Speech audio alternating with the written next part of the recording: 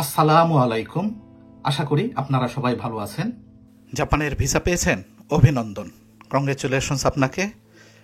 কিন্তু দুঃখজনক হলেও সত্যি, অনেক বাংলাদেশি ভাই বোন ভিসা পাওয়ার পরেও জাপানে ঢুকতে পারে না। তাদের এয়ারপোর্ট থেকেই ফেরত পাঠানো হয়, শুধু কিছু ছোট অথচ মারাত্মক কিছু ভুলের কারণে। আজকের এই ভিডিওটিতে আমি বলবো জাপানের ইমিগ্রেশন অফিসাররা ঠিক কোন 7টি কারণে আপনাকে এয়ারপোর্ট থেকেই ফেরত পাঠাতে পারে এবং আপনি কিভাবে এগুলি এড়িয়ে চলতে পারেন। ভিডিওটি পুরো দেখুন, কারণ একটাও মিস করলে আপনার স্বপ্ন ধ্বংস হতে পারে। আমাদের প্রথমেই ডিসক্লেমার হিসাবে বলতে হবে যে এই ভিডিওটি ইনফরমেশন শেয়ার পারপাস, এটা কোনো প্রফেশনাল অ্যাডভাইস না, এবং এই ভিডিওটি দেখে আপনারা কোনো ধরনের প্রফেশনাল ডিসিশন নেবেন না, কারণ আমি কোনো লাইসেন্সধারী কিংবা অ্যাপ্রুভড কোনো মানুষ নয়, আমার কোনো লাইসেন্সও নাই। সুতরাং এইটা দেখে যদি আপনি কোনো ধরনের প্রফেশনাল কিংবা কোনো ডিসিশন নিয়ে থাকেন, সেই ক্ষেত্রে আমি কোনো দায়িত্বভার বহন করব না। ভিডিওটি শুধুমাত্রই আপনাদেরকে ইনফরমেশন শেয়ার এর পারপাসে তৈরি করা হয়েছে। আজকে আমার ভিডিওটি যারা প্রথম দেখছেন তাদের জন্য আমার একটা সংক্ষিপ্ত পরিচয়।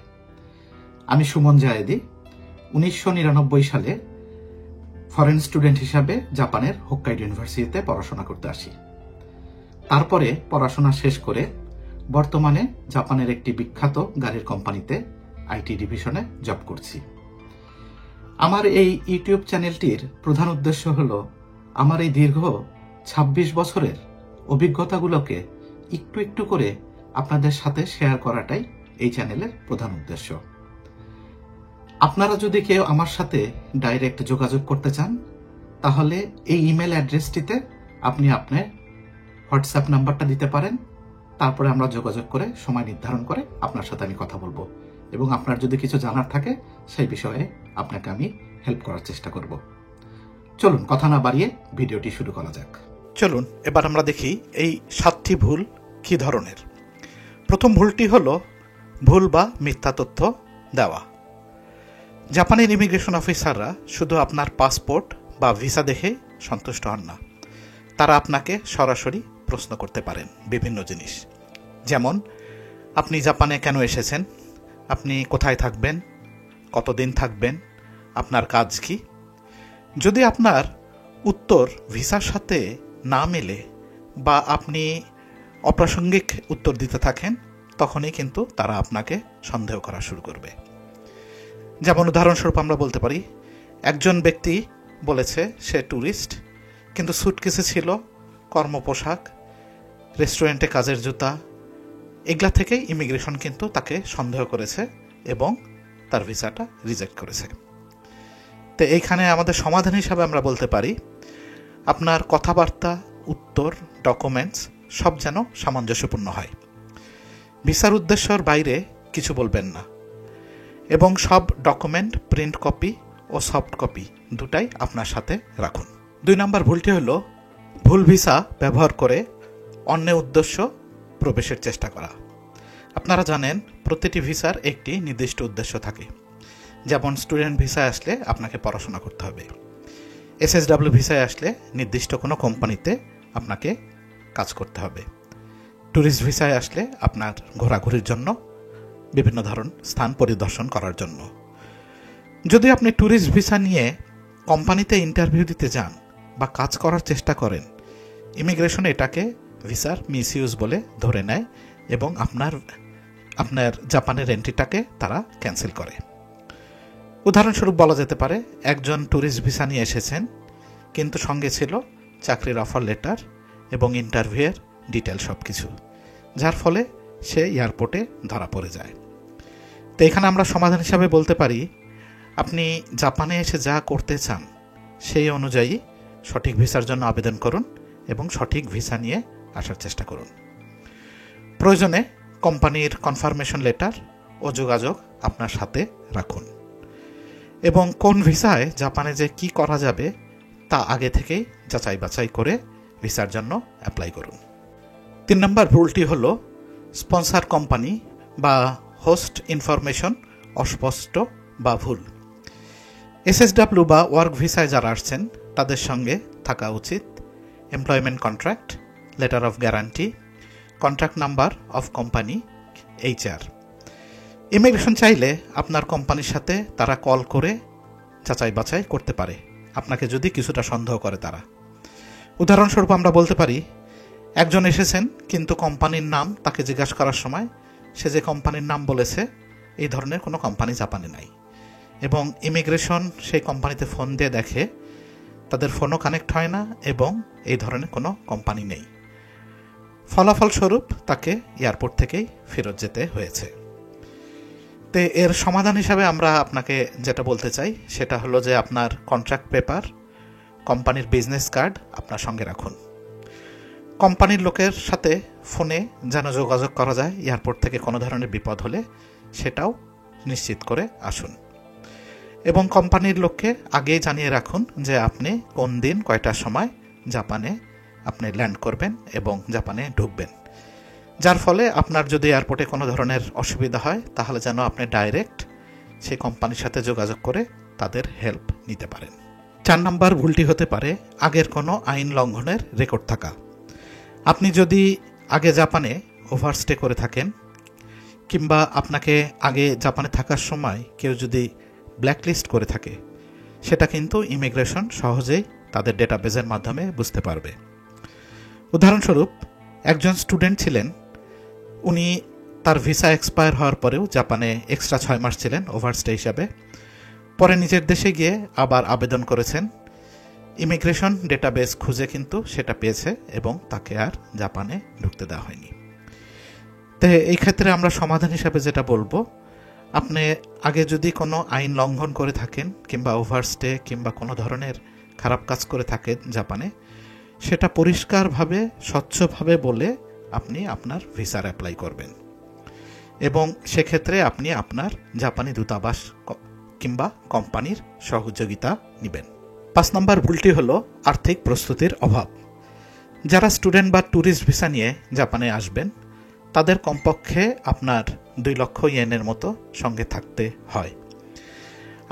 কারণ আপনি জাপানে ঢোকার পরে কিভাবে খাবেন, কোথায় থাকবেন, কিভাবে চলবেন সেটার অর্থনৈতিক ব্যাখ্যা না থাকলে ইমিগ্রেশন অফিসার ধরে নেবে যে জাপানে ঢোকার পরে সমস্যার সৃষ্টি করতে পারে এবং সেই ক্ষেত্রে আপনার উপর একটা সন্দেহ করবে। যেমন একজন স্টুডেন্টকে এয়ারপোর্টে জিজ্ঞাসা করা হয়েছিল যে তোমার কাছে এখন কত টাকা আছে, এবং স্টুডেন্টটি বলেছিল আমার পকেটে 10,000 টাকা আছে এবং আমি জাপানে ঢোকার পরে বাকি টাকা আমার মামা দেবে।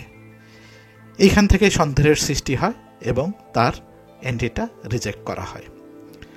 তো এর সমাধান হিসেবে আমরা যেটা বলতে চাই, আপনার ব্যাংক স্টেটমেন্ট, মানি এক্সচেঞ্জের যদি কোনো রসিদ থাকে সেগুলো সঙ্গে রাখুন, এবং ক্যাশ প্লাস কার্ড 2 অপশনই আপনার সঙ্গে রাখুন।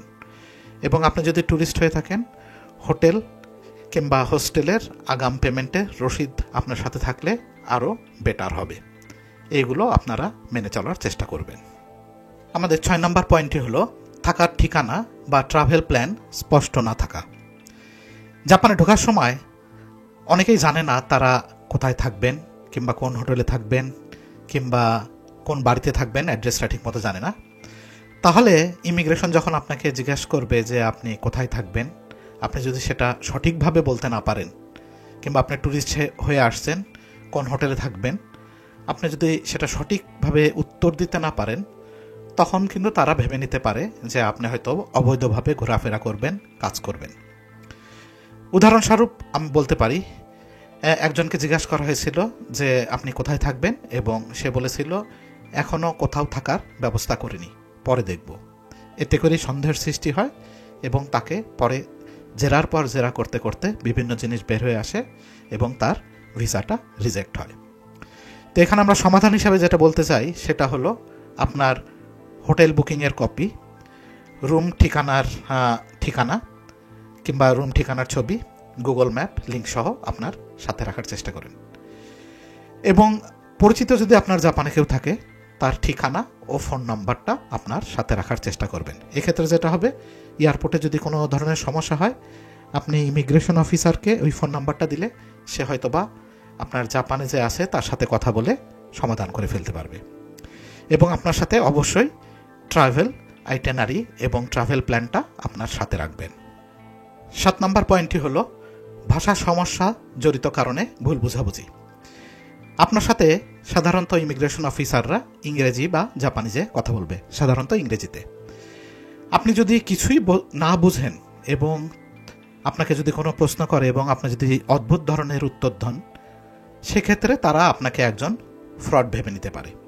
উদাহরণস্বরূপ বলতে পারি, ধরেন আপনি ইমিগ্রেশন অফিসার আপনাকে জিজ্ঞাসা করেছে যে হোয়ার উইল ইউ স্টে, আর আপনি উত্তর দিলেন I am fine, Japan is good.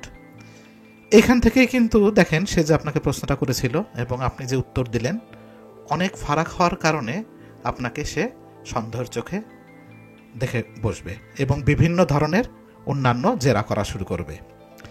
এখানে সমাধান হিসেবে আমি যেটা বলতে চাই যে আপনারা জাপানে আসার আগে অবশ্যই বেসিক ইংলিশটা এবং জাপানিজ ফ্রেজ কিছু শিখে নেবেন এবং JLPT N5 N4 সার্টিফিকেট যদি আপনার সাথে থাকে সেক্ষেত্রে আপনার জন্য ভালো হবে।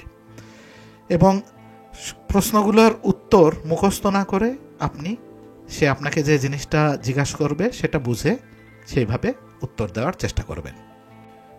পরিশেষে অন্যান্য ভিডিওর মতো আজকের এই ভিডিওটিতেও আপনাদের আমি আমার কিছু পার্সোনাল অভিজ্ঞতার উপর ভিত্তি করে কিছুটা টিপস দেওয়ার চেষ্টা করব। সেটা হলো, আপনি বাংলাদেশ থেকে যখন ভিসার জন্য অ্যাপ্লাই করবেন কিংবা কাগজপাতি জমা দিবেন, কোনোভাবেই আপনি ভুল কোনো ইনফরমেশন দিবেন না কিংবা জাল কোনো ডকুমেন্টস দিবেন না। কারণ জাপানে ইমিগ্রেশনে এদের ডেটাবেস অনেক স্ট্রং এবং এরা কিন্তু অনেকভাবে আপনার সম্পর্কে ইনফরমেশন পেতে পারে। এবং আপনি জাল কোনো ইনফরমেশন কিংবা ভুল কোনো ইনফরমেশন দিয়ে যদি জাপানে ঢুকতেও পারেন, আপনি যখন আবার দেশে ফিরবেন কিংবা আবার যখন ফিরে আসবেন, কোনো সময় যদি আপনি ধরা পড়েন, তাহলে কিন্তু আপনার সারা জীবনের মনে জাপানের স্বপ্নটা ধ্বংস হয়ে যাবে। আশা করি আপনারা জাপানে আসার ক্ষেত্রে আমি যে আপনার রুলগুলো বলার চেষ্টা করলাম বুঝতে পেরেছেন এবং আপনারা গভর্নমেন্টের রুল সম্মান করে আপনারা আপনাদের প্রসেসিং করবেন। আজকের এই ভিডিওটি যদি আপনার ভালো লাগে এবং এটা কি যদি আপনার ইনফরমেটিভ মনে হয়, তাহলে অবশ্যই একটা লাইক করবেন, সাবস্ক্রাইব করতে ভুলবেন না। কারণ প্রথমে যেহেতু বলে এসেছি, এই চ্যানেলটার উদ্দেশ্য হলো আপনাদের কিছুটা হেল্প করা। আপনারা যদি লাইক এবং সাবস্ক্রাইব করেন, তাহলে ইউটিউবের অ্যালগোরিদম চ্যানেলটাকে বিভিন্ন জনের কাছে পৌঁছাতে সাহায্য করবে। আজকে এই পর্যন্তই। সবাই ভালো থাকবেন। Have a nice day. Thank you.